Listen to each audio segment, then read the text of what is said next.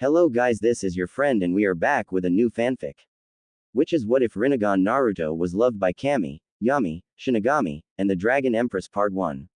And if you enjoy this fanfic then please press the like button and subscribe to my channel for more fanfic like this. And now let's start the fanfic. Uzumaki Namikaze Estate. 2-san. Ka-san. Tsubaki. I did it. Did you see that? Cheered an 8-year-old girl with bright, long red hair with yellow ribbons around the end of her hair, bright, neon violet eyes, and a round face.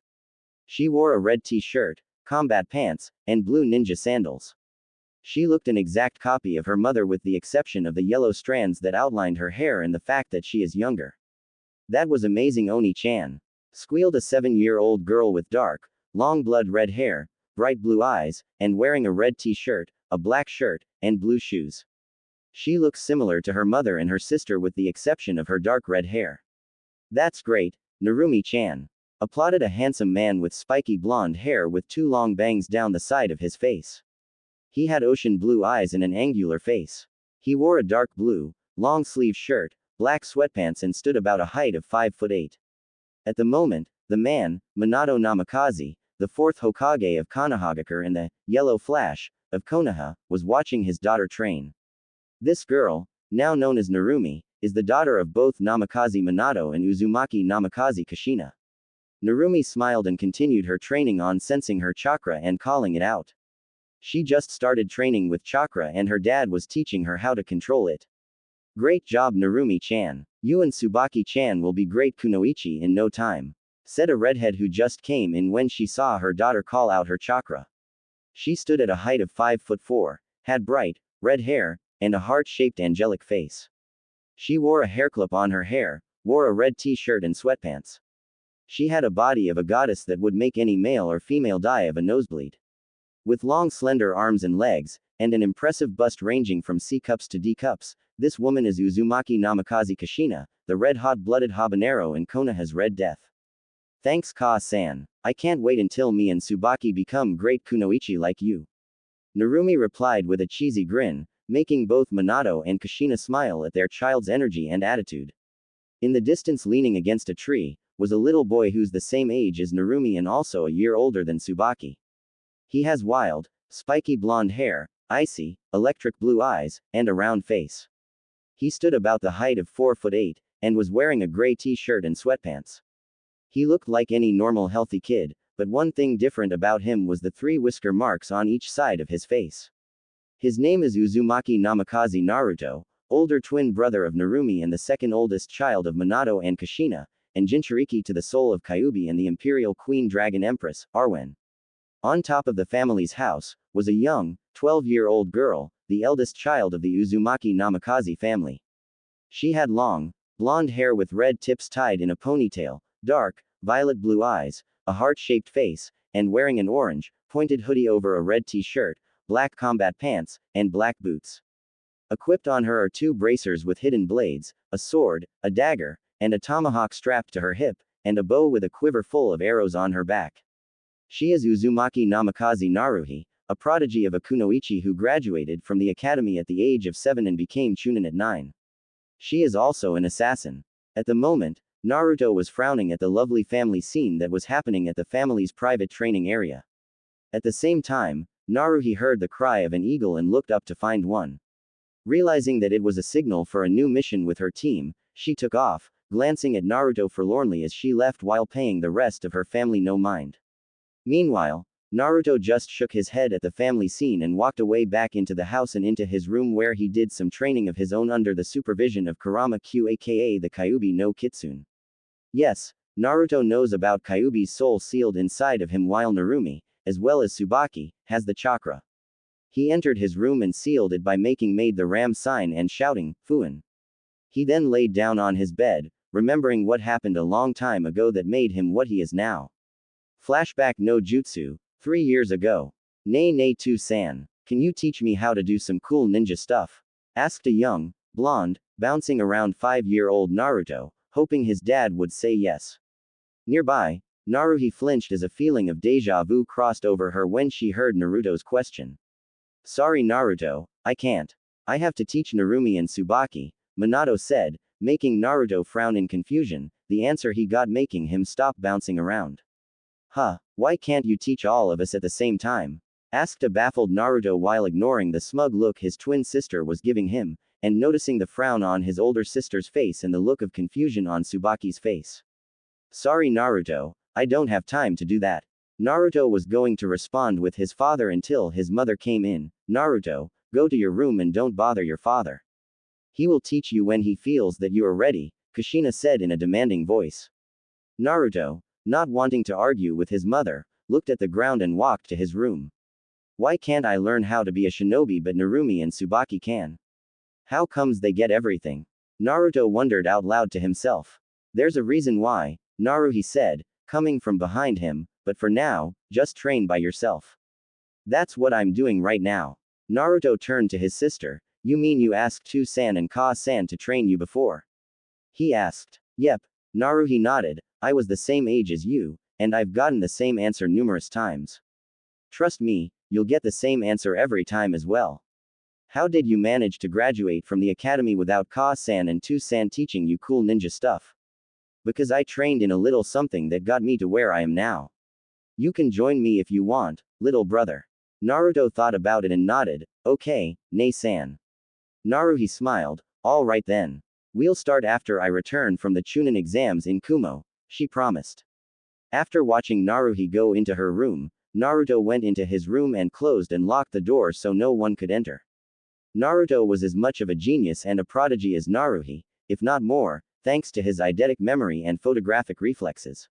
He's smart beyond measure, and has the skills to learn anything really fast, so it didn't take him long enough to figure out that his family favored his younger sisters more than him or Naruhi, especially seeing how they got mostly everything they wanted.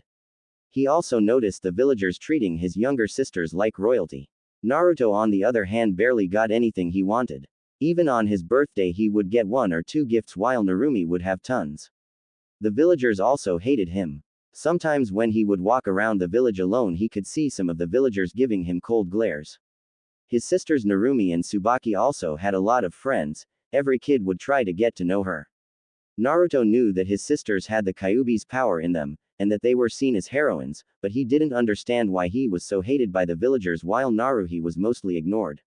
He laid on his bed and closed his eyes so that he could some rest. Unknown location. Naruto opened his eyes to find himself in an open field with one side of it having a cloudy blue sky and beautiful flowers while the other side having a clear violet sky and grass. Sugoi. Where am I? In the plane between dimensions, said a heavenly voice from behind Naruto. The blonde jumped and turned to find 3 women with equally enchanting beauty. The one in the middle has golden blonde hair with shining blue eyes. She has a perfect hourglass figure with D-cup. Her outfit consists of a shoulder-less white dress with long sleeves, a long skirt, and white ninja sandals. She is Kami, goddess of light and order. The one to her right has jet pitch black hair with red eyes. She also has a perfect hourglass figure with C-cup. Her outfit consists of a black tank top with black pants and black ninja sandals. She is Yami, goddess of darkness and chaos. The final one has silvery white hair and green eyes. Like the other 2, she has a perfect hourglass and E-cup. Her outfit consists of an upper kimono with a light gray hakama and black ninja sandals. She is Shinigami, goddess of life and death. Who are you 3, and how did I get here? Naruto asked, while getting the feeling making these 3 mad at him would spell the end for him as the 3 ladies kneeled in front of him to get to his level.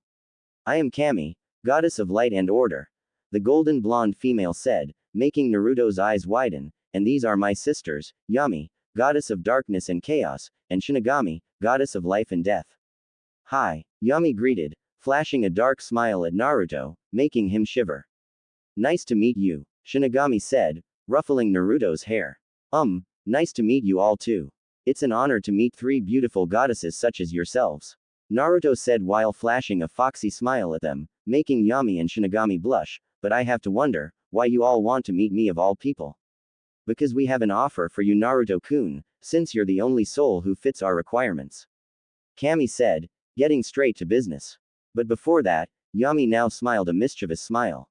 There are a couple people we want you to meet. Shinigami said as a swirl of light and darkness encircled the 3 and they disappeared from the plane between dimensions. Naruto's mindscape. Naruto's vision returned to see that he was in a sewer and in front of him was a giant gate with a seal on it. He didn't know where he is now. He looked around to find that Kami, Yami, and Shinigami were not there with him. Oi, anyone there? Naruto called out. What he got was a giant roar from the other side of the gate, which scared the crap out of him. Who's there? Roared a giant beast, which Naruto could make out was a fox with orange-red fur and 9 tails. Next to the fox is a dark silver dragon a few feet from the cage. It has a big body the size of the fox with a large head with massive teeth, glowing golden eyes, strong legs, massive wings, and a long spiked tail. Naruto just stood there too shocked and scared to say anything. The fox and dragon looked down, saw Naruto and both started to chuckle. So our jailer finally graces us with his presence, the fox said grinning, showing off 2 rows of pointy teeth. Naruto got out of his shock and looked at the fox, confusion written over his face. Jailer. And who are you two and where am I now? Naruto asked. Yes, you are our jailer. And to answer your question, I am the great and awesome Biju, the Kyuubi no Kitsune. This one right next to me is Arwen, the Imperial Queen Dragon Empress, and we are in your poor excuse of a mindscape, the fox replied, now known as Kyuubi. Naruto eyes widened in shocked, the Kyuubi sealed inside him, along with a dragon. He heard stories of different dragons in the Kyuubi, but didn't really pay attention because he was too small and didn't go to school yet. I can see the dragon, but you're the Kyuubi. I thought you were dead. Naruto stuttered, who's shakily pointing at the giant fox, and how did you end up sealed inside me? He added, pointing at Arwen now. Arwen shook her head, like my kind, no mortal can kill a Biju, child. As for me, I was flying around and well, curiosity got the better of me and got caught up in the ceiling. Naruto paled, are you going to kill me? He asked fearfully. Kyuubi and Arwen shook their heads and looked at Naruto, chuckling. Of course we won't, Kit. We saw your memories and I must say that your father, my former jailer, and the villagers are complete idiots. Kyuubi said, making Naruto was confused, slightly turned his head to show it. Kyuubi saw it and continued. Your father, who did the sealing, sealed my yang chakra in your twin sister and a year later, my yin chakra in your younger sister, believing that they could control my powers, while he sealed my soul into you. Because of this, he is still alive for using the Shinigami to seal me, but seeing that Shinigami-sama didn't seal all of me into one person, your father's personal touch to my soul split me up and sealed me into 3 babies. But in return he probably lost about 1/3 his lifetime, making him die early than he's supposed to. Naruto nodded, showing that he understood and taking the information in slowly. Your father and mother, the latter being Kyuubi's former container, are training your sisters early so that they can control Kyuubi's powers, which is next to impossible without the soul being Kyuubi because of the pure destruction that it contains. Arwen said. Naruto eyes widened a bit, shocked to learn that his mother once heard Kyuubi within, and then shook his head at how his father made such a stupid mistake. Arwen continued, many people died during Kyuubi's brainwashed attack. Many people lost family members, friends, brothers, and sisters. Somehow, it was leaked out to the villagers that you have Kyuubi's soul sealed into you, and hate you for it seeing as it reminds them of the people they lost. They think that you are Kyuubi incarnate and that is why they hate you, thus making your life a living hell.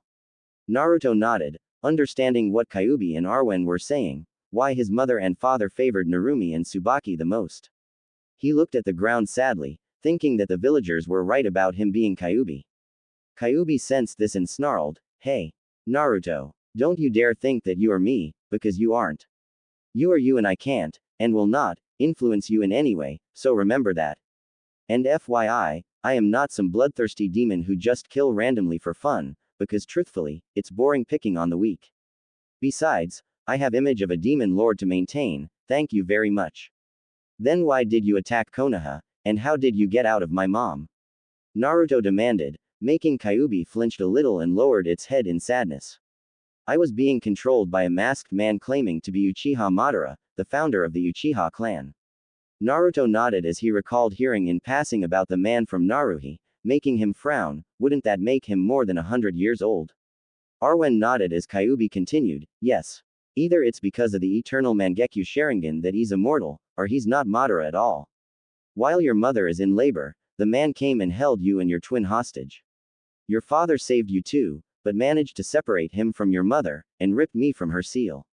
He then used his blasted Sharingan to trap me in a genjutsu to control me. What she doesn't know yet is that that man's Sharingan has the same energy signature as Namikaze Minato's scarecrow of a student, Arwen thought to herself. Naruto only nodded since this was a lot to take in for a kid his age. At the same time he was thinking. He suddenly came to a conclusion and looked at Kyuubi with determination in his eyes. If that's the case, I'll beat this masked guy for you. Naruto declared, shocking Kyuubi and Arwen. You seriously think you can beat him? Kyuubi asked, reeling from the shock.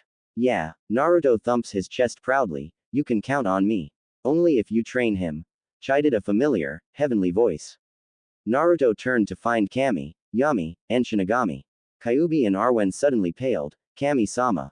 Yami-sama. Shinigami-sama. They squeaked, bowing low. Rise Q and Arwen, and revert to your human forms. Kami ordered. Kyuubi, now called Q, and Arwen nodded as a bright light filled the area. When it died down, two goddess-made-looking humans appeared before them. Q has orange-red hair, blood-red slit eyes, a perfectly heart-shaped, cute face, and two crimson fox ears, making her even more adorable and sexy. Her body was that of a goddess, with a perfect hourglass figure, long slender arms and legs, and an impressive bust ranging from D cup to DD cups. She stood about a height of 5 feet 4 inches, and has a slightly tanned skin. Above her butt were 9 ghostly crimson tails. Arwen has dark silver hair, dark white slit eyes, and a young, slightly regal face. Her body is also like a goddess with a perfect hourglass figure, slender arms and legs, and E-cup. She stood at a height of 5 feet 7 inches and has pale skin. Above her butt is a solid, scaly dragon tail. Thankfully they're both wearing kimonos, sparing Naruto of his innocence. Arwen-san I already knew, but Kyuubi, you're a girl. Naruto stammered as he pointed at Q, who nodded, amused at her container. Is that problem? She teased, making Naruto shake his head furiously. So Q, Arwen, you will train him then? Yami asked them. Q nodded. I know, we will. But I won't make it easy of course. I want Naruto-kun to be beyond the level of a caged shinobi so that he can pay that bastard Minato back for using him as a scapegoat just so the villagers can relive their pain. Arwen simply said, same here. Yami smirked, I'll take that as a yes. What I don't understand is why Kushina won't train Naruto-kun and Naruhi. Shinigami said, last I checked, and Uzumaki always look after their own no matter what. Being the former jailer of Q, it's completely out of character, even for her. You have a point. Despite her being my former container, even I'm stumped. Q said, sweat dropping. Obviously she follows and listens to Minato like a lost puppy, never doubting him on anything. Yami piped up. Q suddenly remembered something. Now that you mention it, it started after when Minato saved Kushina from some Kumo nin when they kidnapped her. Resulting in hero worship. All in all, she became the very thing she hates, a loyal fangirl. Arwen concluded, making Kami, Yami and Shinigami scowl at the word, disgusting. A moment of silence later, Naruto spoke up, I don't much about fangirls, but what about this offer you mention?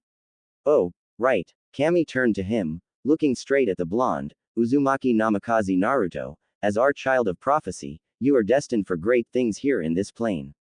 Because of that you'll be able to bring peace not only to the elemental countries, but to the world, and other worlds as well. Due to your blood, you have a perfect soul with the right amount of light and darkness within it, Shinigami added. With that said, will you become our avatar? Yami offered, you are the child of prophecy me and my sisters foretold after all.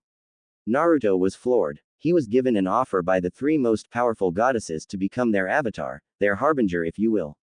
He thought about it and realized that not only will he have the power to protect his precious people, but stick it to that self-righteous blonde prick of a Hokage. The decision was pretty obvious at this point. I accept, he said, under one condition. Name it. The goddesses, the vixen, and the dragon lady said at once. Naruto stood for a moment before bowing low to the ground, please don't betray me. Kami, Yami, Shinigami, Q, and Arwen all blinked before walking over to Naruto and pulled him into a hug. Of course not. We would never do that Naruto-kun. Don't ever doubt us, Kami said, smiling. Naruto hugged back. Thank you, Kami-chan, Yami-chan, Shini-chan, Q-chan. Arwen-chan. The goddesses, Chakra Demon, and Dragon Lady blushed at the new nicknames their soon-to-be avatar gave them as they broke apart. Then Naruto of the Uzumaki and Namikaze clans, become our avatar. The three goddesses spoke in one voice. The area became flooded with power as the three goddesses poured part of their power into Naruto. Tattoos started to form on Naruto, with the kanji for angel appearing on his left shoulder, the kanji for devil appearing on his right shoulder, and the kanji for reaper appearing on his upper back. We will be seeing a lot more of each other. Make us proud, Naruto-kun. Kami said as she and her sisters faded from his mindscape, which started to grow faint. What happening? Naruto asked, confused. You're waking up from your nap. Arwen said, we'll open a link where we can talk without you always going into your mindscape. Naruto nodded, relieved to know he didn't have to be asleep or knocked out to talk to his new senseis. Oh, before I forget, can you change your mindscape to something more comfortable? The sewers can get boring real quick, Q added. Sure thing Kyuubi-chan, I'll make you a fox den. And for you Arwen-chan, a dragon cave. Arigato, Naruto-kun. They said, smiling. With that Naruto faded out of his mindscape and woke up still in the same position on the bed. Flashback Kai. Present day. Throughout the years Naruto has been training very hard. Every day, he would train himself until he was exhausted and couldn't move. He would usually train in his room or in a secret training area where his so-called parents wouldn't catch him.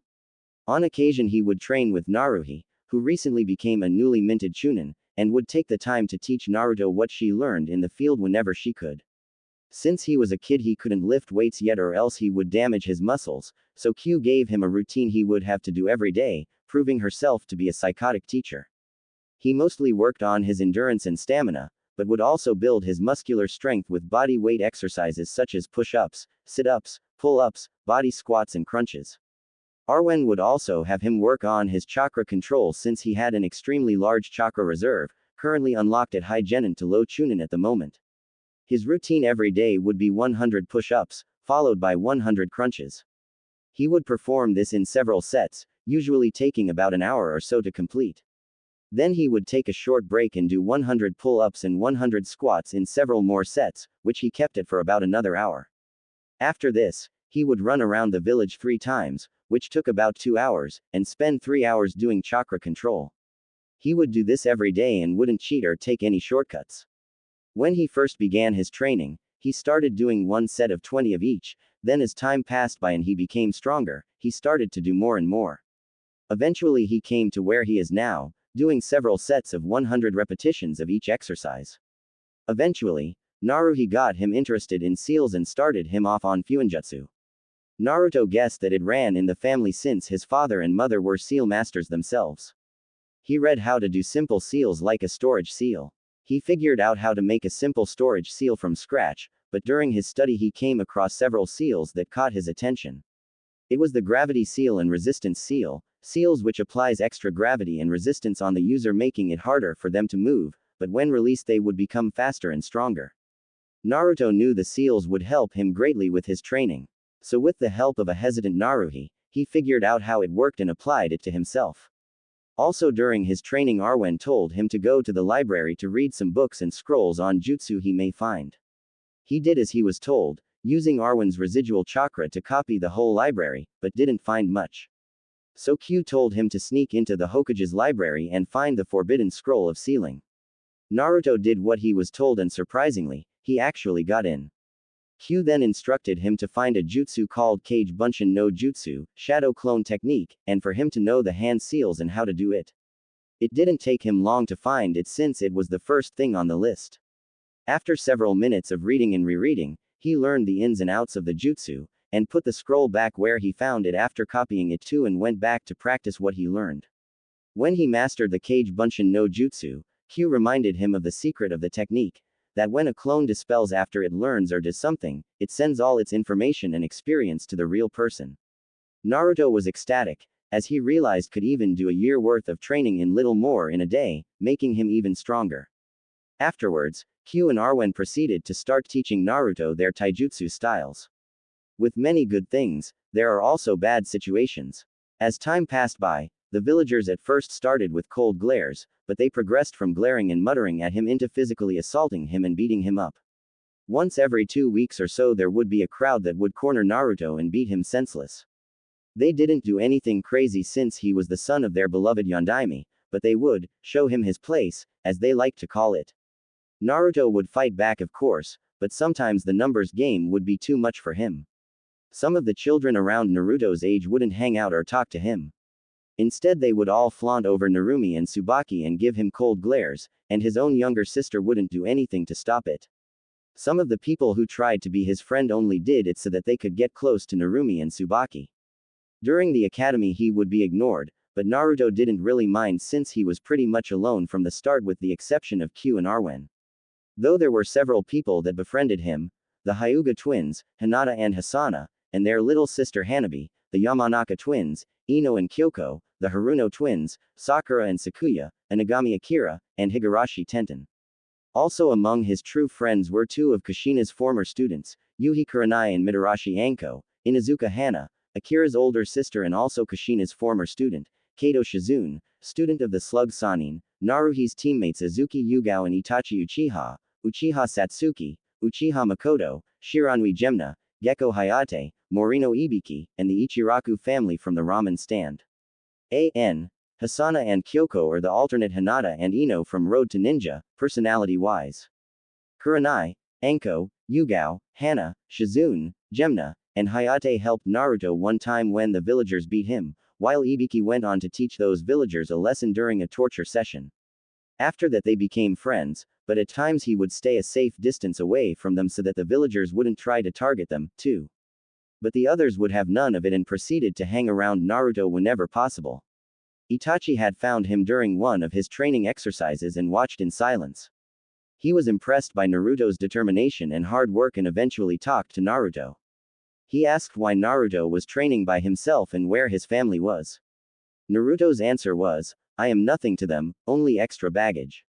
But that'll change soon. Itachi was shocked, but understood what he meant.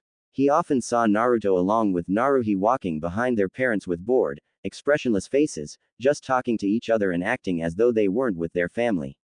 After that, Itachi often visited Naruto as much as he could and helped Naruhi with Naruto's training, as he saw much of himself in Naruto, particularly with regards to his intellect and talent. The rest of Naruto's friends, who were Naruhi's age or older, eventually caught wind of it, and would contribute to Naruto's training. Uchiha Makoto, the matriarch of the Uchiha clan, the mother of Itachi and Satsuki, and the Jonin sensei of Naruhi, Itachi, and Yugao, found Naruto walking alone around Konoha one day, banged up and bruised. She asked why he wasn't with his parents and why was he looking roughed up. He gave them the same answer as Itachi while keeping silent about the recent beatdown he fended off. Makoto was furious, pissed the hell off, and decided to march over to the Namikaze estate and give her two friends a piece of her mind. Naruto tried to stop her saying it wouldn't matter, but she didn't listen to him and instead dragged him with her to the Namikaze estate. He still remembered what happened that time. Flashback no jutsu, 1.5 years ago. Uchiha Makoto barged through the gates of the Namikaze estate, dragging a blonde-hair boy with her. Uzumaki Namikaze Kushina, get your ass out here, right now, roared an enraged Makoto. Moments later, Kushina and Minato came into the front of the door to find Makoto holding their son. Naruhi trailed far behind them, her widening at the state her brother in. Makoto, why are you here? And why is my son with you? Kushina asked, confused, since she thought that Naruto was in his room. What? I can't visit my best friend or something? I'm here because I found your son walking around Konoha alone, not to mention looking like he just got out of the Third Great Shinobi War. Makoto replied loudly. Really? Oh, thanks Makoto-chan for finding my son. We'll take it from here, Minato said while telling Naruto to go to his room, which he did, but stayed back behind Naruhi so he can hear the rest of the conversation. Did you even know that your son was outside and hurt? Makoto asked, trying to figure out her friends. No, but I thank you again for finding him, Kushina replied. Makoto narrowed her eyes and in the corner of her eyes, she noticed two redheads that were training in the family training ground. This got a question that she wanted to ask them. Why are Narumi and Tsubaki training to be kunoichi early while Naruto is sent to his room? We decided to train them early, Kushina explained. They both have the Kyuubi's power sealed into them and they have to know how to control it. Are you serious? What about Naruto and Naruhi? Makoto's tone getting colder and colder by the second, which was starting to scare Kushina and Minato. I'm sorry, but those two are none of your business, Minato said, but we'll train Naruto and Naruhi in our arts when they're ready. What? Don't they even know that Naruhi's a chunin? Makoto stood there, glaring bloody cold kunais at the two. I understand. Sorry for asking a stupid question, Namikaze-san.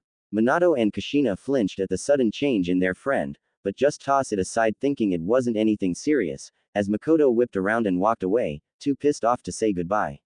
What the hell is going on with her?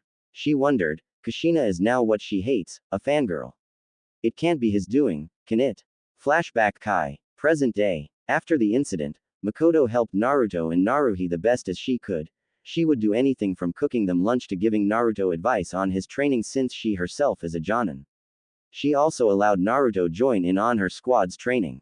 She also tried befriending him with her youngest twin son and daughter, Sasuke and Satsuki. Satsuki was all for getting to know Naruto, and quickly became friends with him, but to Makoto's disappointment, Sasuke adopted his father personality at a very early age, which was being arrogant with a stick up his ass.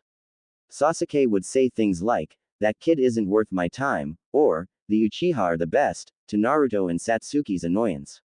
But at least Itachi befriended him, which made Makoto happy though she wished he had a friend his age, though Naruto didn't mind. His relations with his family, however, became much worse. As his parents trained Narumi and Tsubaki in their family styles and jutsu, and spoiled them rotten on top of it, Naruto could only watch in the background, always hoping for attention. He would suggest the family go the movie, while Narumi would suggest they go and eat ramen, and to Naruto's disappointment they always chose whatever Narumi would suggest. After a while of watching and hoping, he completely gave up like Naruhi did and trained even harder to show them that he didn't need them. He stayed in his room, not bothering to go out and talk with his family. Only time he saw them during the day would be dinner, but even then he would stay silent, only sitting next to Naruhi at the opposite end of the dinner table and talking quietly with her. The two of them would just finish their food as fast as they could, wash their own dishes and go back to their rooms and train, or just spend time talking with each other in either his room or hers. When the family went on walks around the village, they would stay even farther back from the rest of the family than before, while Narumi would usually lead the family to their destination. He avoided attention as much as possible by being quiet or staying in corners where no one would see him. During parties he would only be there for an hour or so until he got tired and left. Sometimes Narumi and Tsubaki would ask him and Naruhi to play with them, but they would turn them down, saying that they were busy. In his free time, Naruto would usually read books of various kinds, fiction, jutsu, seals, or anything ninja related, even some history and philosophy. He would also write, draw, and tend to his own garden on the balcony connected to his room. When his parents weren't around, he would work on improving his fuinjutsu, aiming to surpass his parents since they were seal masters. Naruto got up and started to do his daily workout. He took a short break, walked to his desk and took out a very detailed layout of the village, complete with patrol routes and times, entry and exit points, and some routes of his own that he had scribbled on for his own purposes. Do you think this escape plan will work, Q-chan? Don't know until we try, but I'm pretty sure it will, Q replied as she yawned. If all goes well, it'll show everyone the type of man your father truly is. Too bad my mother doesn't see it that way, Naruto muttered, remembering the falling out Kurenai, Anko, Hana, and Yugao had with Kushina the day after she and Makoto had their falling out. Since his first meeting with Q and Arwen, he would talk to them as often as he could. To him, the vixen was his mother, while Arwen was like an aunt. He would tell them about the goings-on in his life, and how he thought and felt about things. In return, Q and Arwen would teach him anything from jutsu to reading and writing. They both also contributed to his training. I guess it's back to training, Naruto told himself, putting the paper back into his desk and resuming his training routine.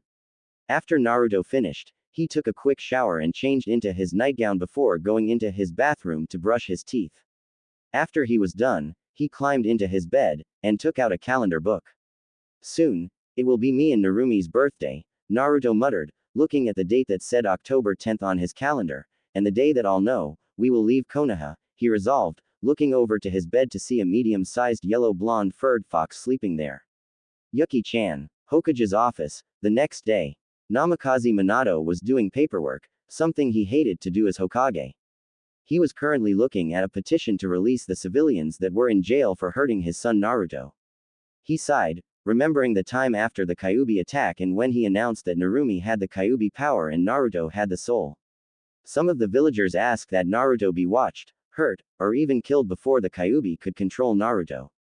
As a father, he knew that he shouldn't let them go, but he was the Hokage first. He was not just any Hokage, but the best Hokage ever to lead Konoha so far. As Hokage, he knew that the village came first, and family came much, much later. He knew the pain of the village after the Kyuubi attack, and with Naruto having the soul of the Kyuubi, he knew that the village would target him. He knew it was bad, but the village needed a scapegoat, and despite how young Naruto was, he was the only person to fit the bill. The best he felt that he could do was to reduce what they did to him. He signed the paper that released the villagers from their prison.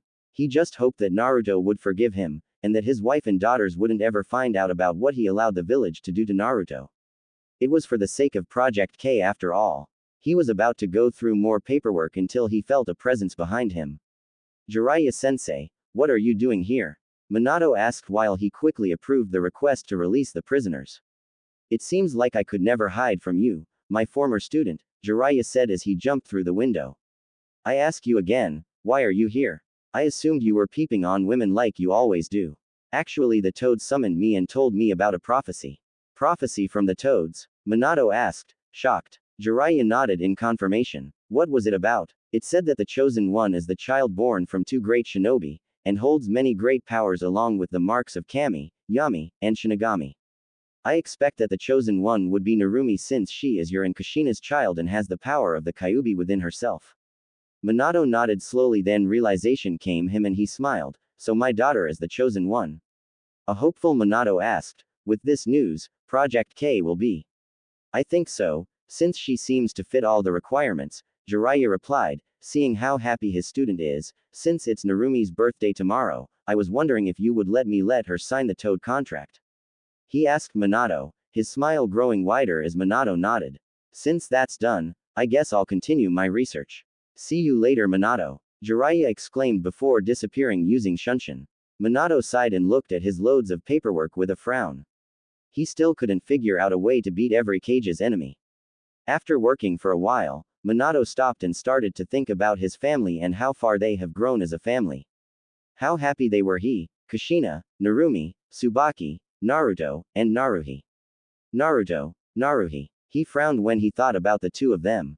After refusing to teach Naruhi and Naruto, they pretty much excluded themselves from the family, doing their own things.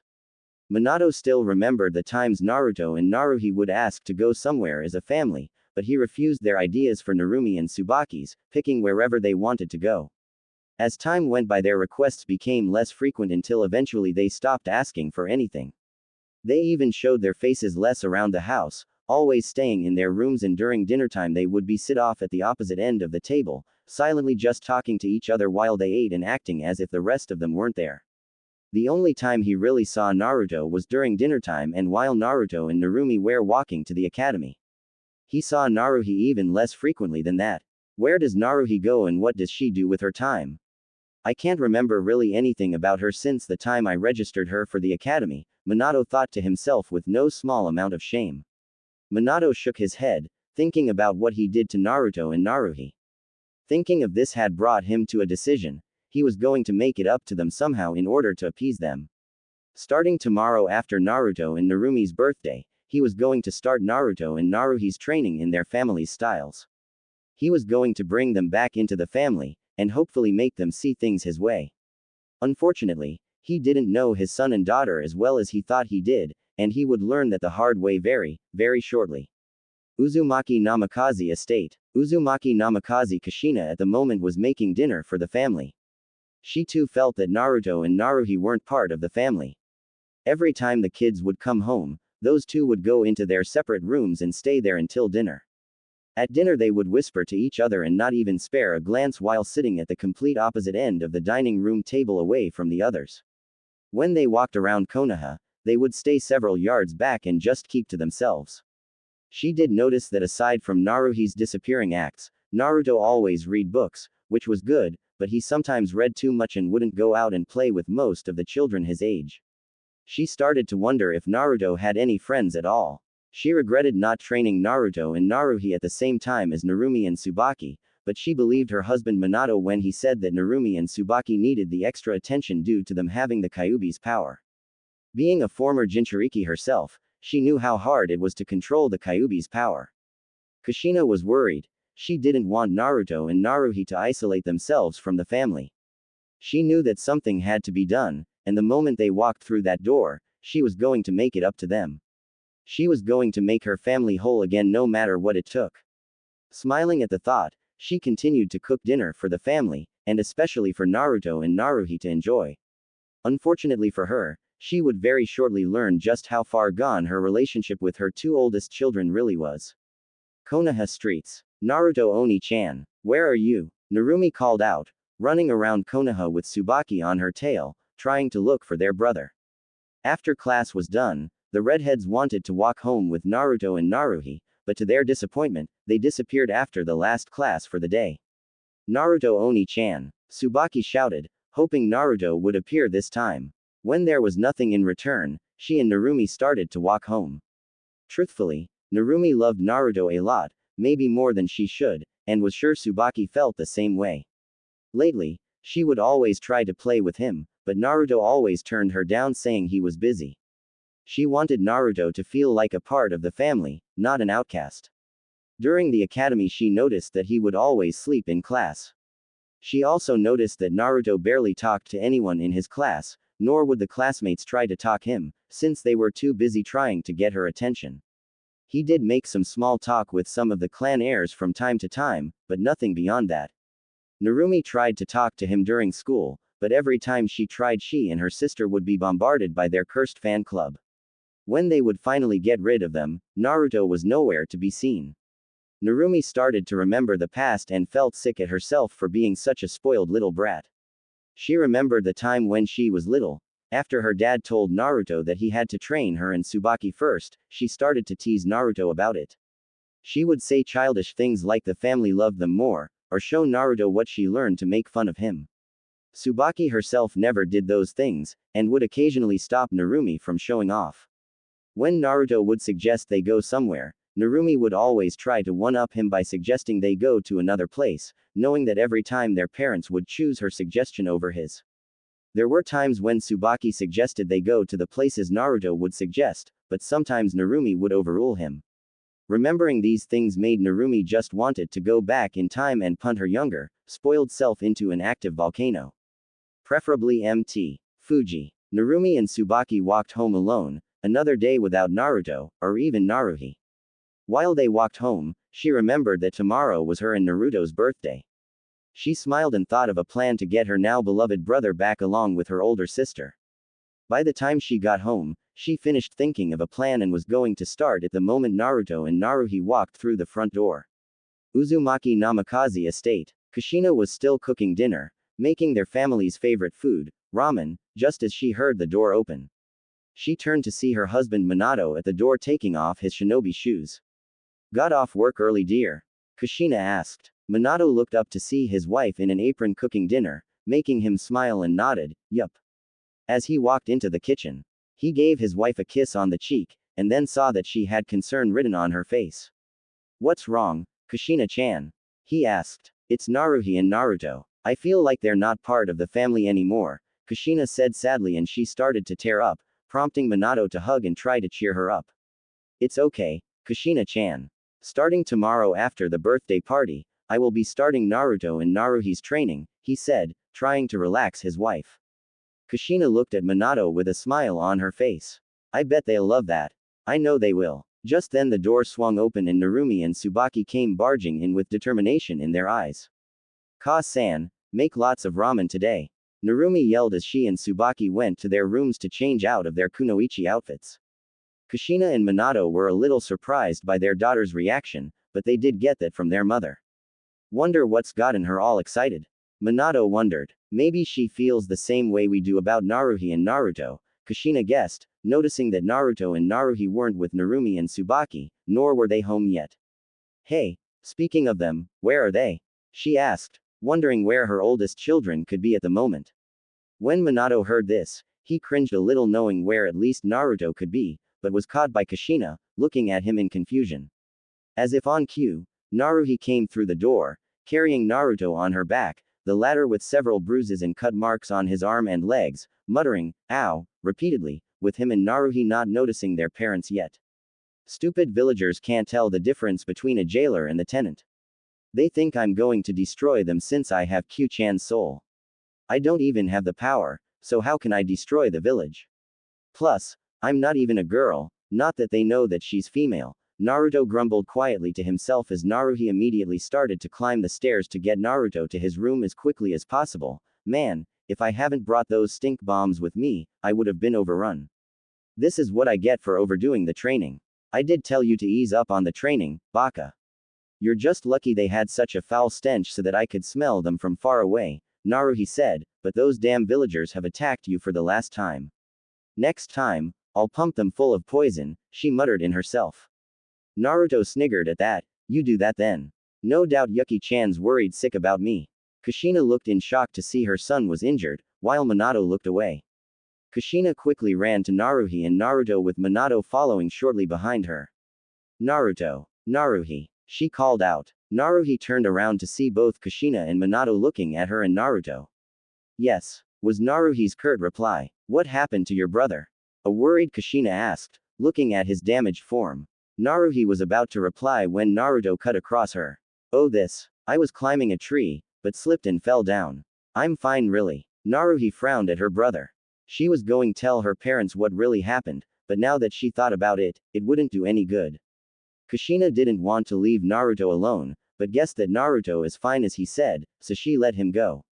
Well, okay then, Kushina responded, though her doubt about Naruto's answer could be heard in her tone. If you're okay, then clean up and get changed for dinner.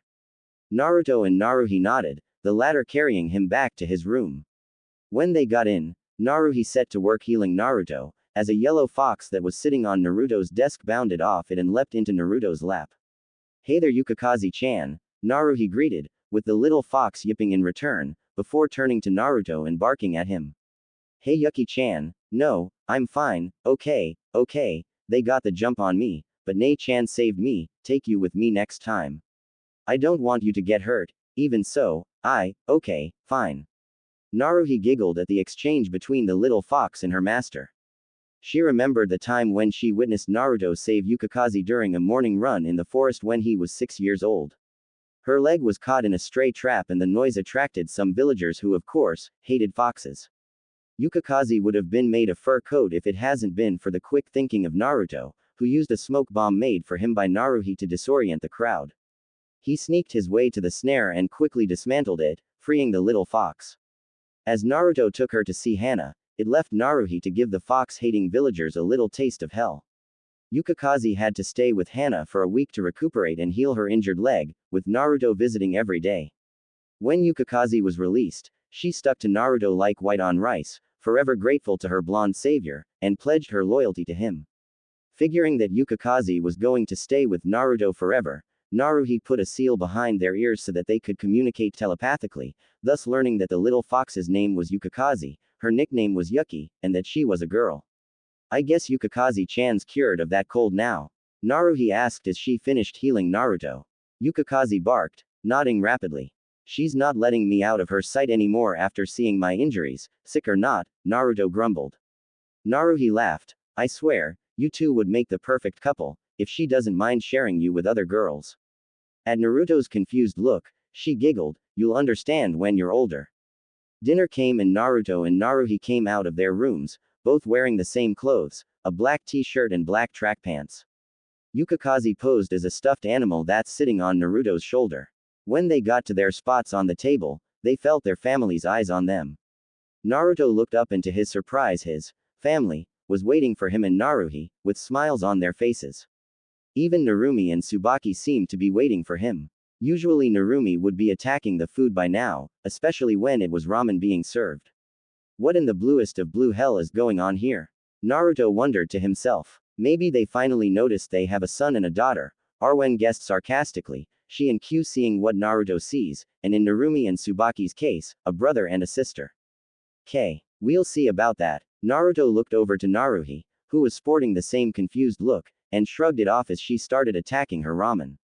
Shaking his head, Naruto took out his chopsticks to eat his ramen. When he ate the first bite, the family started eating their ramen. Okay, what the hell?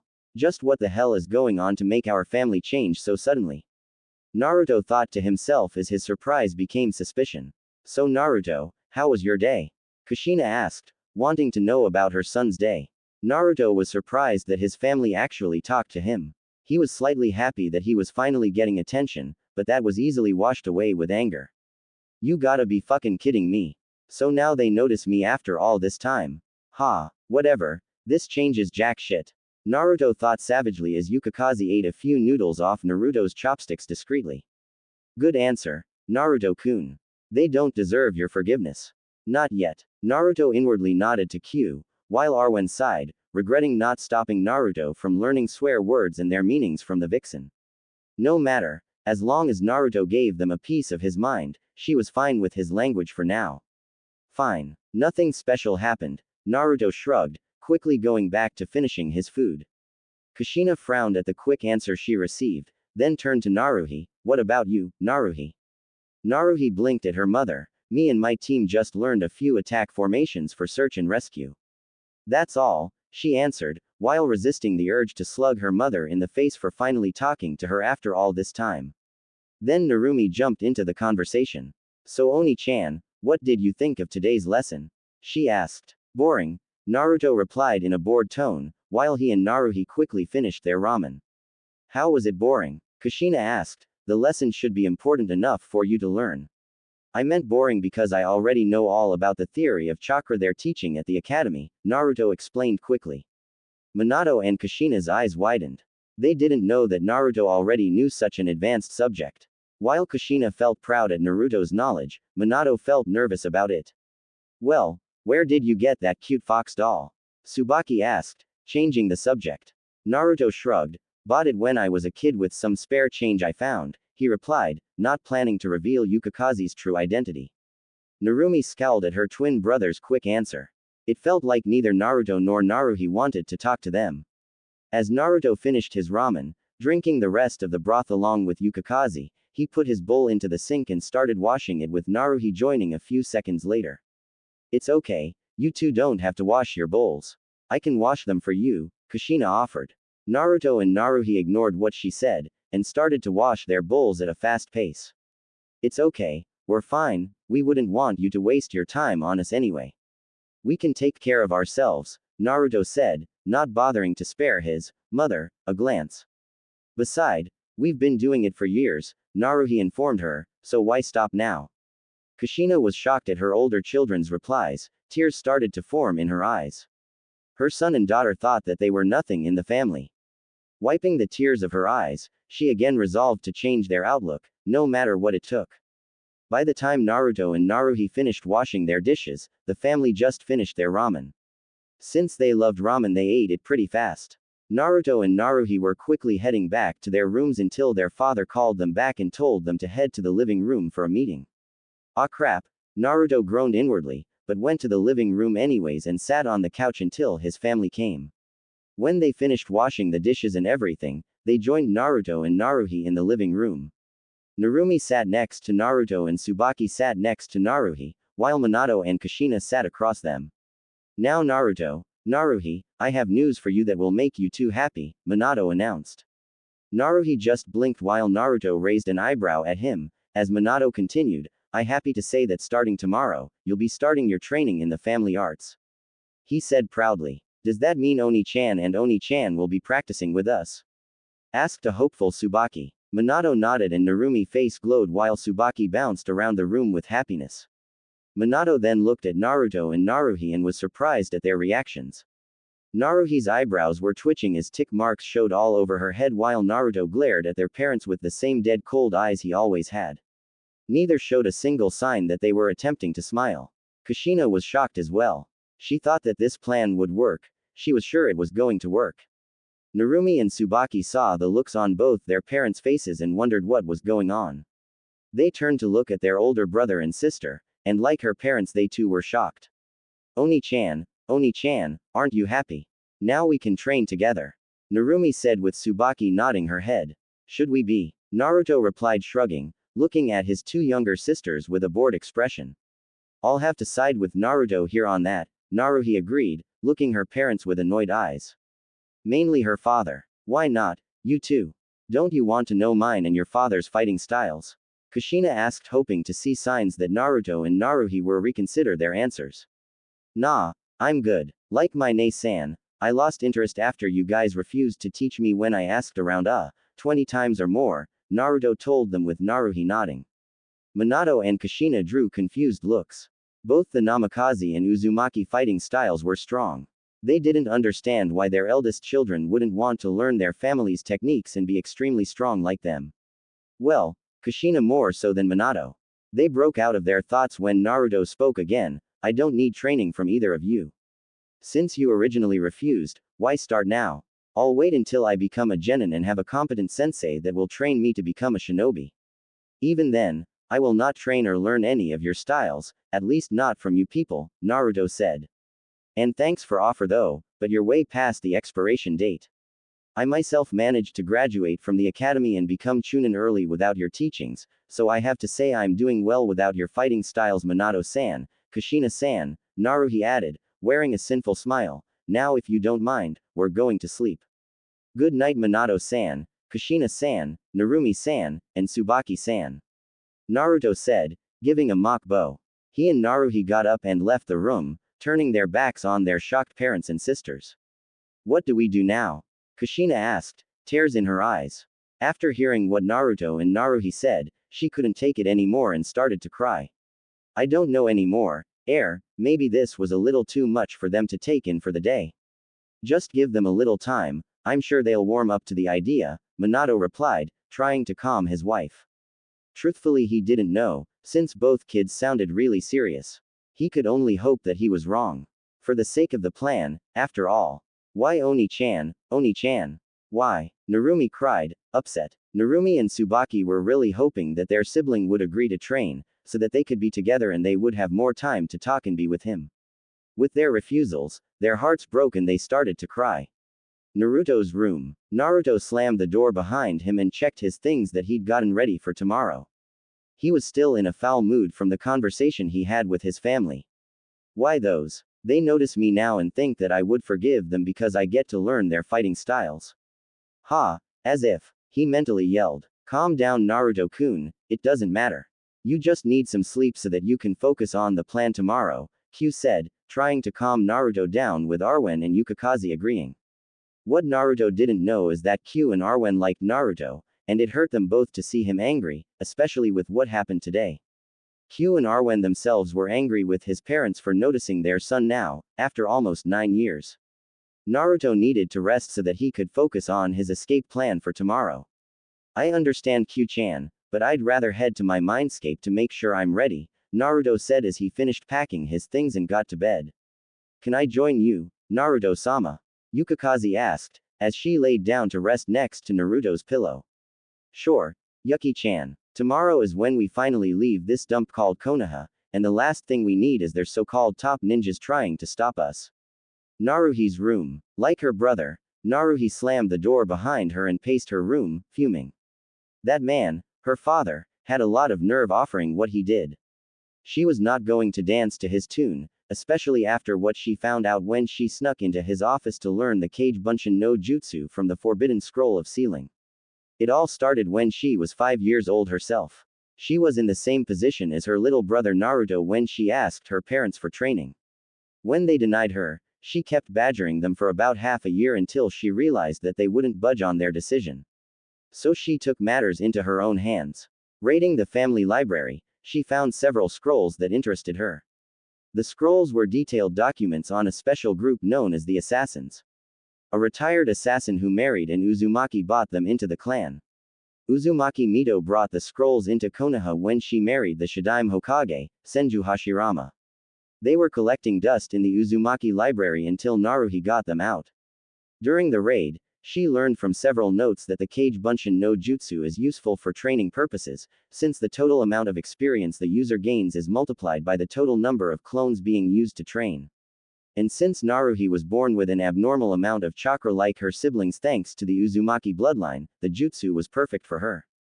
So while her father was in a council meeting, she snuck into his office and learned the technique from the forbidden scroll of sealing. During the process, however, she noticed a small booklet titled Project K on the Hokage's desk. Curious, she flipped through it, and while she couldn't understand most of it, but it involved her family and mainly her little sisters. Despite having a photographic memory herself, she used the remaining time her father was in the meeting to copy most of the key points of the book before leaving. As the year went by, her intelligence increased, and the more she read through the key points of Project K, the more she became enraged. She couldn't believe what her father is planning for her two little sisters' future, and when it got to the point when she fully understood the plan, she snapped during a mission and single-handedly wiped out a platoon of bandits who were selling young women and children. And the worst part about it was that she couldn't tell anyone, not even her own mother, due to the fact she didn't know if she was in on it or not. But now, in the present time, it was all going to change. The truth was going to come out on her sibling's birthday. And she would see if Kushina knew or not. If she knew, then she'll be just another puppy, a stupid, sickening fangirl. If she didn't know, then it was all her father. She hated the bastard. He was the reason the family, except Naruto, were not there for her when she graduated from the academy. With that in mind, Naruhi disarmed herself of her weapons and threw herself in bed. There was a time when I hated my little brother and sisters, because I thought they took the love and attention my parents had for me, Naruhi mused, but when I learned about Project K, it wasn't the case. My hatred was misplaced. And now, that hatred is reserved for that man. I will protect my little brother and sisters. As for my mother, we'll see. Naruto's mindscape. Look guys, I know we're all in agreement with leaving Konoha, but are you sure we should leave your mother and sisters? Especially after what Naruhi-chan learned from the Hokage's office. Arwen asked, worried. Naruhi-ne-chan says she'll handle it, Naruto replied as he focused on the image of his usual personal training grounds. Oh, right, Arwen mumbled, but what about that Hyuga incident? What if Kumo decides to go after Hinata, Hisana, and Hanabi again, even after Naruto saved them? It's all right, Arwen-sama, Yukikaze said, calming her down, Naruhi-chan will still be here in Konoha. Besides, she has a plan of her own. A flash of light later, the training grounds appeared. They were similar to the usual training grounds found in Konoha, but they were larger. It was this place that had allowed Naruto to become so strong. He would come here to learn, make imperfect techniques. An hour in the real world would equal a day in his mindscape. Combining that advantage with upwards of 100 kage bunshin, and learning anything quickly became inevitable. Before Naruto proceeded to train in advanced techniques, he broke into his family's jutsu vault and copied the library into his own inner library with Arwen's chakra. The first thing he had learned was the Uzumaki clan's dojutsu, the Rinnegan. Originally used by the legendary Raikudo Sennin, it allowed him to use all 5 elemental natures, along with the 6 paths techniques. He also discovered chakra chains, which were used exclusively by the Uzumaki clan. They were so strong that they could hold down the most powerful of tailed beasts, as evidenced by Naruto practicing it once on Q and Arwen in their true forms. While both were pissed off, their thoughts derailed when they changed back into their human forms with the chains wrapped around them in an erotic way, and both ended up with nosebleeds, knocking them out with perverted thoughts. Next, Naruto began learning both the Rasengan and the Hiraishin. Even though he hated his father, he knew that the techniques the man created were amazing, and would be a boon to his ninjutsu arsenal. It took one day in the mindscape for Naruto with multiple kage bunshin to master all 3 steps of the Rasengan. However, he was upset that the Rasengan was an incomplete technique, but when Q told him that elements could be added to complete the Rasengan, Naruto immediately set to work. In 6 months, he managed to complete fire, water, wind, earth, and lightning Rasengans with different variations of each. In a year, he completed sub-elemental versions of the Rasengan, along with other non-elemental versions of the Rasengan. Then, he proceeded to learn the Uzumaki dojutsu, the Rinnegan. Naruto was surprised to learn that it was the most powerful dojutsu in the elemental countries, and it allowed Naruto to use all the stages of the Sharingan, the Hyuga clan's Byakugan, and the long-lost Rinnegan, or Mirage Ian, Rinmara's dojutsu from the filler. But for now, Naruto maximized his usage of the Kage Bunshin no Jutsu to quickly master all 7 paths of the Rinnegan. The end result got him bedridden in his mindscape for several weeks. Before Naruto could learn the Hiraishin, he went to work on Fuinjutsu after he recovered. After 3 months of going through Namikaze-style and Uzumaki-style Fuinjutsu, he set to work on the Hiraishin. It took another year in his mindscape, but he successfully managed to create a Hiraishin that doesn't need a marker thanks to months of rewriting, tweaking, and modifying the Hiraishin seal. Right now, Naruto is currently finalizing his training with the chakra chains he inherited from his mother with the help of Yukikaze. He's already learning Genjutsu from Kurenai and Kenjutsu from Yugao. Senjutsu will come later from Q and Arwen. Hey Q, Arwen whispered. What is it, Arwen? Q grumbled. Do you really think Kushina would tolerate what the Tem's planning for Narumi and Tsubaki? While I would like to stay absolutely not, it's the million Ryu question. But what I'm still trying to figure out is how the hell that asshole kept my yin chakra before sealing it into Tsubaki when she was born, Q growled, cracking her knuckles. And I'm wondering what crossed that idiot's mind when he came up with Project K, Arwen sighed, and to think that he's regarded as a genius. Even worse, to think he's a respected Hokage. Don't worry, when the time comes, Namikaze Minato will pay the full price and then some for conspiring against an Uzumaki, with his own body and soul. Arwen smirked. Heh heh heh, I look forward to it. With the rest of the family. After the conversation with Naruto and Naruhi, the Namikaze family was deep in thought. Minato tried his best to cheer up Kushina, Narumi and Tsubaki, all of whom were crying their eyes out because they thought that they had lost Naruto and Naruhi. After an hour or so of crying, they went to their rooms for some sleep for the big day tomorrow. In Kushina and Minato's room, Kushina's face and eyes was still red and puffy from the crying. She went to the restroom to wash her face, while Minato tried his best to make sure she was fine. After they were both clean and finished with the night routine, they laid in bed together and fell asleep. Both in their mind was how to make their estranged eldest children feel like part of the family and for them to learn their family styles. Though Kushina more than Minato thought so. As for Narumi and Tsubaki, they continued to cry in their own rooms. After a few minutes they had finally cried themselves out, and went to their personal bathrooms to wash their faces and do their personal nightly routines. During that time, their determination grew and both resolved to do everything they could to make it up to Naruto and Naruhi. Both of them got into bed and pulled the covers over them, letting sleep take hold for the night, both of them planning on ways to get their beloved brother and sister back. Naruto woke up feeling better than yesterday. He was still somewhat angry about last night, but it didn't matter. Today was the day he was going to go through with his escape plan. He walked over to his desk and pulled out a small scroll that had his escape plan written out. Today was his and Narumi's birthday, not to mention the anniversary of the Kyuubi's defeat. Since today was a special day for Konoha, there was no school since everyone was preparing for the festival. That was the time when Naruto would make his escape. Everyone would be so drunk from the festival, plus Konoha security would be lax. However, there was only one problem with the plan, and that problem was certain members of his family. Apparently, they finally noticed him and were trying to get his and his older sister Naruhi's forgiveness. It wouldn't matter much since they would be too busy with Narumi's party to notice him anyways. Naruto sighed and sealed the scroll away on his body.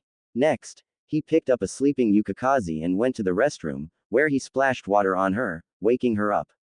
She wasn't pleased, and she let Naruto know it. She spent the morning giving Naruto hell while he did his morning routine, with antics such as smearing toothpaste on his face and switching the warm water in the shower to cold water. Since everyone else in the house was still asleep, Naruto and Yukikaze quietly snuck out and went to the secret training grounds that Naruhi usually used for training her assassin skills. It might be his birthday, but that wouldn't stop him from training hard as was his daily practice. After an hour of training, Naruto left the grounds and headed back for home. Back at Namikaze Estate, Narumi sprung herself out of bed, excited that today was her and Naruto's birthday. She made an immediate beeline for her parents' room. "To-san, Ka-san, wake up, it's our birthday," Narumi cheered, jumping on her parents' bed, waking them up and making them groan. "Narumi, calm down, will ya?" Minato began groggily. "Why don't you wake your brother and sisters up so we can all eat breakfast? Then we'll walk around the village and see the festival preparations, and visit the clan heads and your friends." Narumi nodded and ran to Tsubaki's room while Minato and Kushina got up, smiling at their daughter antics. They both went into their bathroom to perform their usual morning hygienic rituals. After they freshened up, Kushina went to the kitchen to prepare breakfast for the family, and Minato reviewed what he was going to teach Naruto and Naruhi. he decided to start them off with some of the minor things. After getting Tsubaki, Narumi and the latter ran through the halls and appeared in front of Naruto's room. However, both of them froze up when they got there as they realized that they'd never before set foot inside of Naruto's room. Narumi nervously knocked on his door instead, hoping Naruto would answer. Oni-chan, Narumi called, knocking on her brother's door. She got no answer, so she knocked again, only to once more receive silence in response. She put her head against the walls to see if she could detect any noise, but heard nothing. Assuming that he wasn't there, and still scared to go into his room, Narumi and Tsubaki went to the kitchen where both Minato and Kushina were, Kushina noticing the sad looks on her youngest daughter's faces. What's wrong, girls? Tsubaki looked at her mother and replied, Oni-chan isn't in his room. Did you check his room? Minato asked. Well, we knocked and got no reply. I'm scared to go into his room. Narumi replied. Me too, Tsubaki added. Why are you scared? Well, we've never been inside his room before, and I'm scared that Oni-chan will get mad at us if we go in, Narumi explained apprehensively with Tsubaki nodding in agreement. Minato and Kushina were surprised. They realized that they had never been into Naruto's room either. They found themselves wondering what would be in there. They did notice that Naruto seemed to be in there all the time, so they assumed there was something in there for him to do, but they didn't remember getting him anything that will allow him to stay in his room all day. Minato felt somewhat ashamed at that fact, but Kushina felt a strong stab of guilt as she realized this. She couldn't ever remember getting Naruto anything, for any reason. She gasped quietly to herself when she realized that she hadn't even gotten him a birthday present. She didn't even have a clue as to what he might want. How about we all go to Naruto's room, then? Would you like that, girls? Kushina asked, to which Narumi and Tsubaki nodded enthusiastically. The four of them quickly went to Naruto's room and stopped at his bedroom door. Minato opened the door to his room, and Kushina and the girls followed him inside. All of them were stunned by what they saw. Naruto's room was plain, to the extreme that it could be called Spartan. The walls were white with no dirty marks on them. While his bed was neatly done, his room was very clean. Hell, it was even cleaner than Minato and Kushina's room. There wasn't a single piece of clothing lying around anywhere. His clothes were neatly folded and the dirty ones were in a basket at the side of his room. Minato and Kushina frowned at the lack of decoration on the walls. They looked around his room and noticed a bookcase filled with books. Romance novels, history books, fictional adventures, jutsu scrolls, even some volumes on sealing theory of all levels. There were all kinds of different books, most of which a 9-year-old would not have in their possession. Naruto can read these books. A surprised Minato wondered. Kushina, Narumi, and Tsubaki remained silent, as Kushina took a book out of the bookcase titled, History of Uzushiogakure.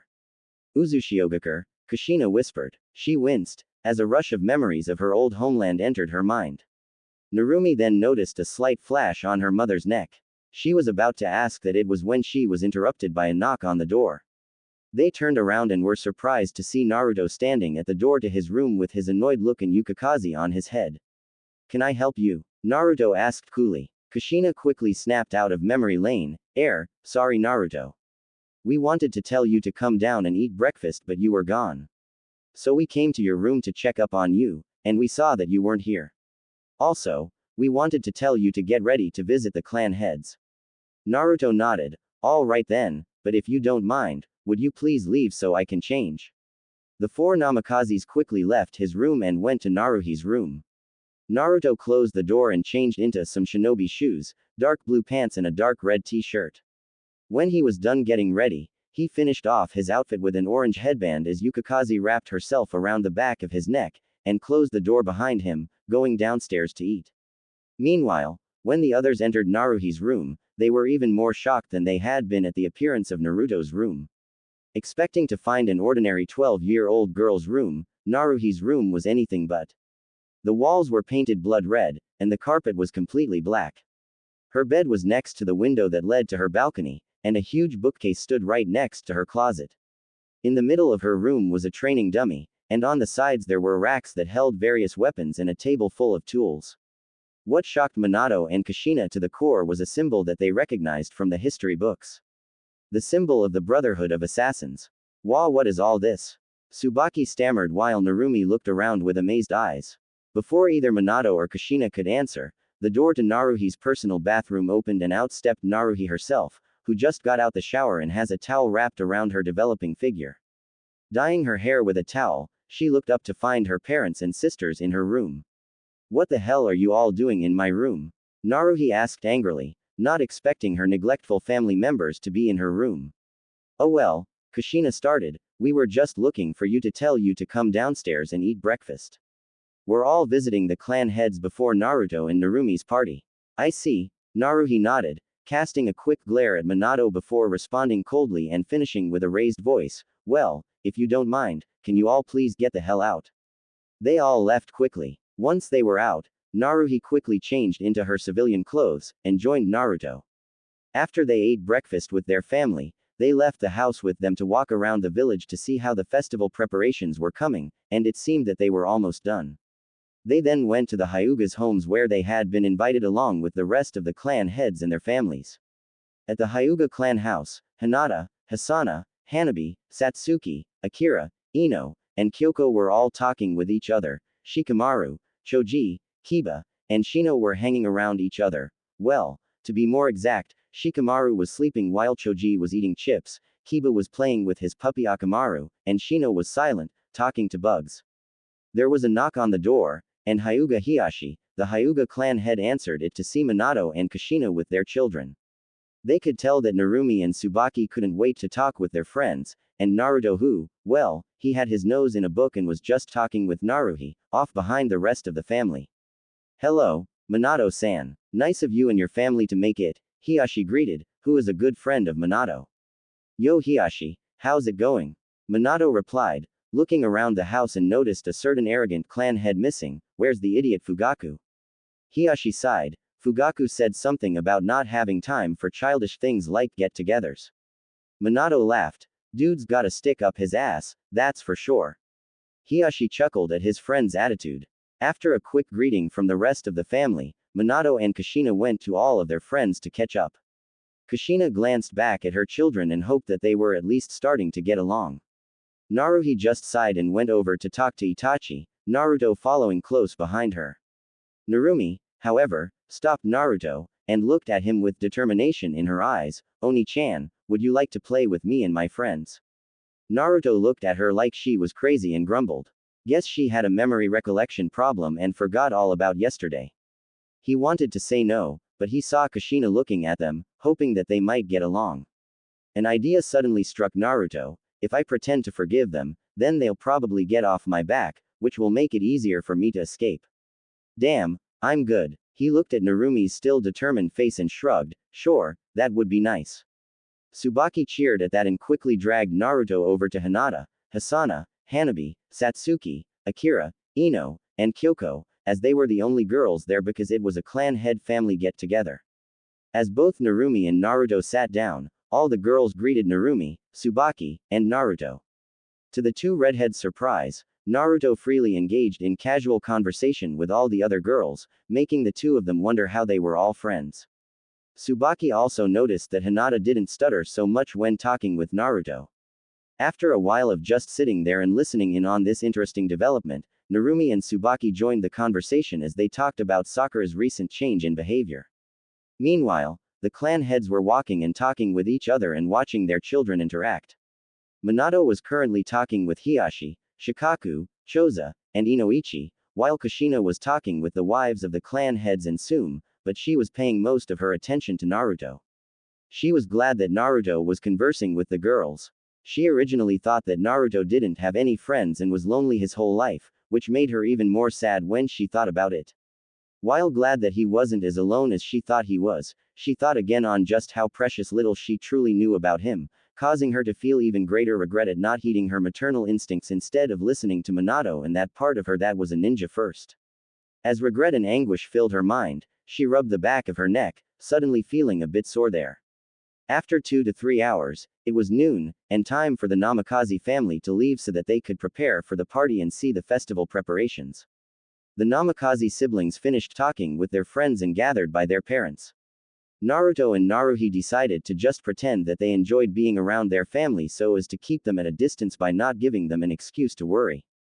During the walk in the village, Everyone greeted the Hokage and his family while some secretly glared at Naruto, which he ignored while he started reading a new book and talking to her older sister. During the walk, Kushina and Minato noticed that Naruto and Naruhi were talking with Narumi and Tsubaki. It seems they forgive us, Kushina thought as they continue walking. This is great. I was worried that things wouldn't go smoothly for Project K, Minato thought to himself with some relief. After an hour, Minato decided that it was time to go home, so that they could prepare for the birthday party.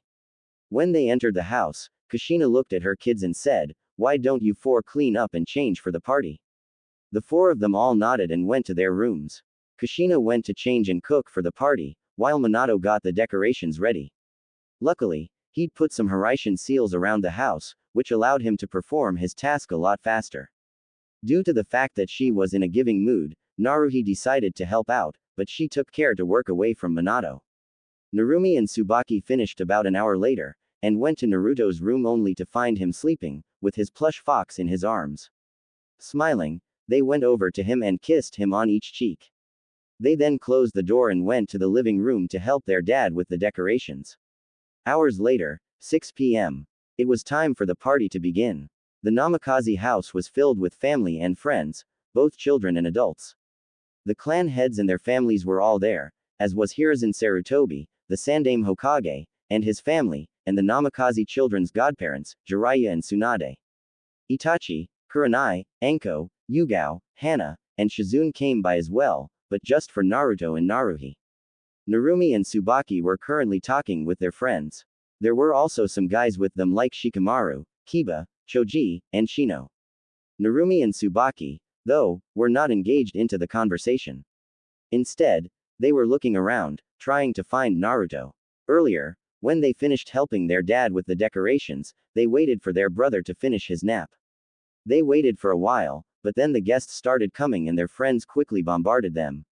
Naruto was standing in the corner away from the crowd where no one could see him, his nose once again in a book while Yukikaze read along with him on his shoulder.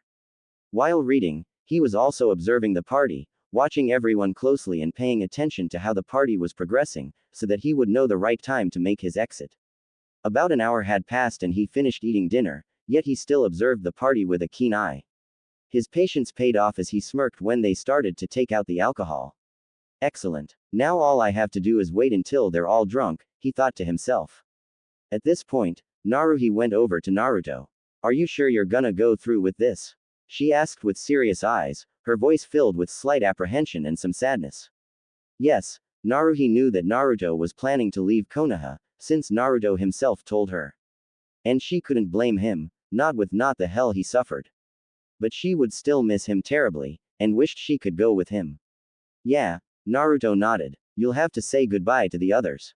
They'll miss you. I wrote each of them an individual letter. Naruto said, giving said letters to Naruhi. Can you deliver them for me?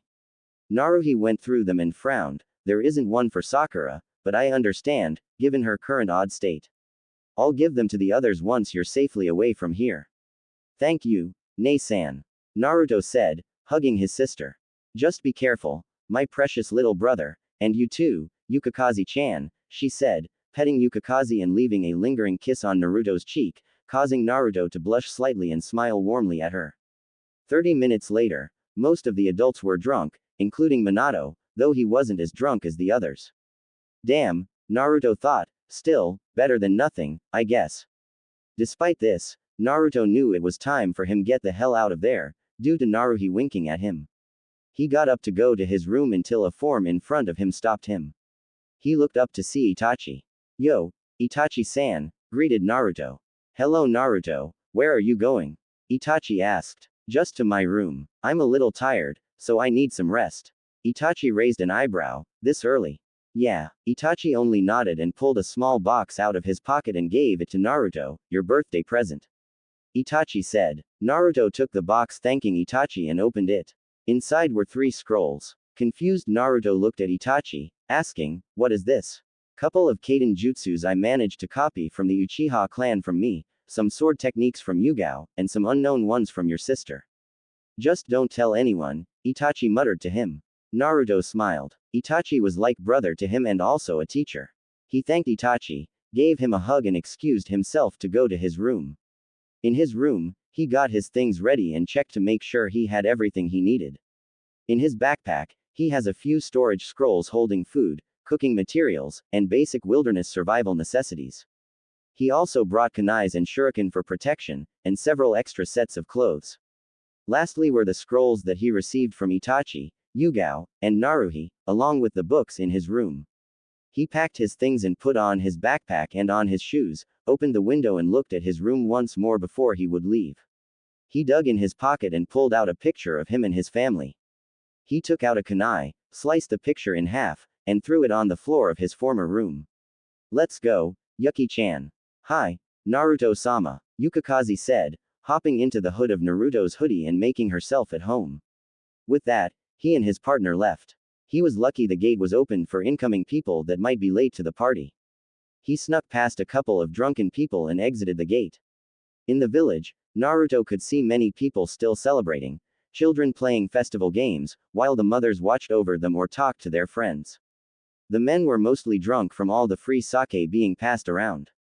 Using an invisibility jutsu taught by Arwen, Naruto went through the festival, making sure no one saw him. He groaned inwardly at the fact that the house was on the opposite side of the village from the main gate, so it was going to take him a while to reach the main gate.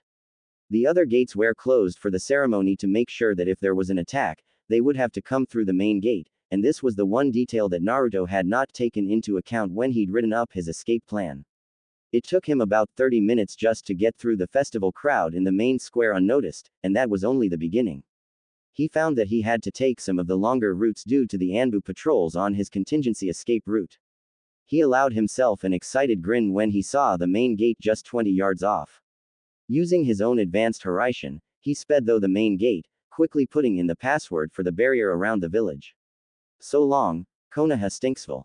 Hello freedom, Dadadeo. Woo, Uzumaki Namikaze house, 1 hour after Naruto left. Meanwhile, the party was still in full force, and doesn't seem to be getting smaller or tiring down. If anything, it seems to be getting wilder. There was karaoke coming from the living room, with many more drunken adults singing, and the children were running all over the house. Minato, who was slightly drunk since he didn't drink much, managed to quiet everyone down for one of the usual main events for Narumi's birthday party. Now then, it is time for Narumi to open her presents. Minato announced, getting everyone to quiet down. Narumi smiled in happiness. For a while now she has been upset because she hasn't found Naruto or Naruhi anywhere. But the mention of presents brought her out of her funk. The only thing on her mind at the moment was her presents. She opened her presents, which consisted of clothes, toys, and other things from her friends, and the clan heads. Her mother had gotten her a wooden katana and said that she will be teaching her in the family kenjutsu style, which made Narumi very happy. Minato gave her some of his special kunais and said he was going to start preparing her for the more advanced material of his training. Makoto, who was watching the gift opening, frowned. Since the party started, she'd been looking for Naruto. She had help from Hinata, Hisana, Hanabi, Ino, Kyoko, Akira, and Tenten, but they had all failed to find him. She wanted to give Naruto a couple of presents of her own, a fox costume and a black trench coat. She thought the former would look really cute on Naruto, while the latter would make him look cooler. She asked Itachi to help her find him, which he did. When Itachi came back, she asked him where Naruto was, and he told her that he was sleeping in his room. Not wanting to disturb him, she decided that she would give Naruto his presents once Narumi finished opening hers and the party started back up once again. Once Narumi had finished opening all her presents, Jiraiya walked up to Narumi with a giant scroll. Many people were wide-eyed, knowing what the scroll was. Tsunade, though, was fuming when she saw the scroll. She wanted to give Narumi the summoning contract for the slugs, but apparently Jiraiya managed to beat her to it. Guess she'll give slug summoning contract to Tsubaki on her birthday when she gets the chance. Narumi, I want to give you the toad summoning contact, Jiraiya said proudly. Narumi's eyes widened. She had always wanted to be able to summon toads like her father. She jumped in glee, making Jiraiya chuckle while everyone laughed. Now sign here with your blood, Jiraiya instructed, pointing to the blank space next to Minato's name. Narumi bit her thumb so blood could come out, but before she could write her name, a sudden question from Tsubaki made her stop. Where's Naruto Oni-chan? Everyone stopped what he or she was doing and looked around confused. They had apparently all forgotten about Minato and Kushina's second child, due to the fact that the blonde boy with whisker marks was always so quiet and inconspicuous. Minato and Kushina were a little worried because they hadn't seen Naruto during the party either, and they hoped that he was okay. Kurenai, Yugao, Anko, Hana, and Shizune were also worried for their surrogate little brother. Don't worry about Naruto. He went to his room to sleep, Minato said, whom Itachi had just informed. Everyone nodded, but Narumi was not happy and shook her head. No, she protested, I want to sign this with Oni-chan. I won't sign it unless he does too.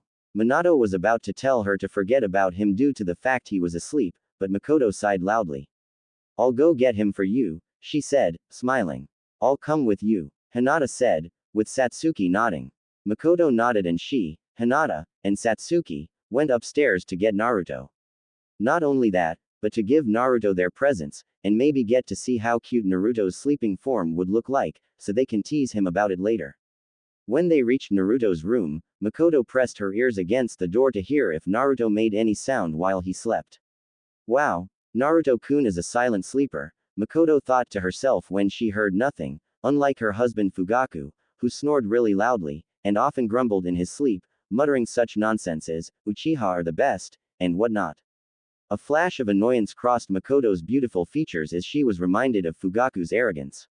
She just as quickly put her annoyance aside as she opened Naruto's bedroom door quietly, looking around the room. The only light in the room was from the shine of the moon through his window. She found the light switch and quickly flipped it. She looked around the now lit room and was shocked to see that not only was Naruto not sleeping, but wasn't even there. She then proceeded to the most logical conclusion that he was likely in the bathroom or something, so she waited, thinking that she might as well give Naruto his present now, since it seemed he was awake. While waiting, Satsuki and Hinata looked around his room and the latter saw the basket holding Naruto's dirty laundry. When Hinata looked inside, she saw a piece of paper slightly hanging out of one of Naruto's pants pockets. Curious, she pulled the paper out and read it. She gasped, dropping the present that she'd brought Naruto, and started to sob. Makoto and Satsuki came over to see what was wrong and they too gasped. They quickly ran out of the room and back to the party, the Uchiha matriarch looking for Kushina and Minato, finding them talking with some of the clan heads. Minato and Kushina saw Makoto coming up into the group slightly panting with fear, worry, and anger written all over her face. What's wrong, Makoto? Minato asked. It's Naruto, Makoto panted, but didn't get to finish. What about Naruto? Kushina interrupted, concerned. Naruto is leaving the village. Makoto screamed loudly, making the whole party stop. What do you mean, leaving the village? Minato asked loudly. I went to Naruto's room with Satsuki-chan and Hinata to give him our presents. We didn't find Naruto sleeping. Instead, Hinata found this sheet of paper hanging out of one of Naruto's pants. Makoto explained, giving both Kushina the sheet of paper Hinata found. Minato and Kushina quickly took it and read what it said, their eyes widened when they finished. Kushina broke down crying. He didn't forgive us, she said while sobbing. Of course, he didn't. Honestly, what made you think he would? Naruhi thought, smirking. Narumi and Tsubaki, who heard what Makoto said, went up to their parents, hoping what they heard was false. To-san, is Oni-san really gone? Narumi asked nervously. Minato looked into both his daughter's eyes and saw fear that what they heard was true. Minato didn't want to answer so he turned away. Narumi and Tsubaki, seeing their father's reaction, now understood what happened, and broke down crying. Minato himself was silently fuming. What the hell was that boy thinking? Minato couldn't go through with his plans without Naruto, and if he couldn't go through with his plans, no. He wouldn't even consider that possibility right now. He had to get Naruto back at all costs. Anbu, Minato shouted. In an instant, the Anbu appeared in front of Minato, kneeling. What is it, Hokage-sama? Asked an Anbu wearing a bear mask. Find my son Naruto, and make sure he doesn't reach the main gate. Why, Hokage-sama? Because Naruto is planning on leaving Konoha, and I will not lose my only son. Minato snapped, getting angry that the Anbu has not left yet. The Anbu quickly left, doing what they are told. Minato himself was preparing to leave when he was stopped by couple of Jonin, Jiraiya, Kakashi, and the clan heads, excluding Fugaku who thought that the demon brat should just leave, which got a glare from Kushina, while inwardly she was confused. Demon brat. Naruto isn't a demon. Minutes later, everyone was ready, including Kushina. What are you doing, Kushina? Minato asked. Helping to look for Naruto. What else? She said, annoyed, wondering why they hadn't left yet, and Minato questioning something like this. No, you can't. You have to stay and watch the children.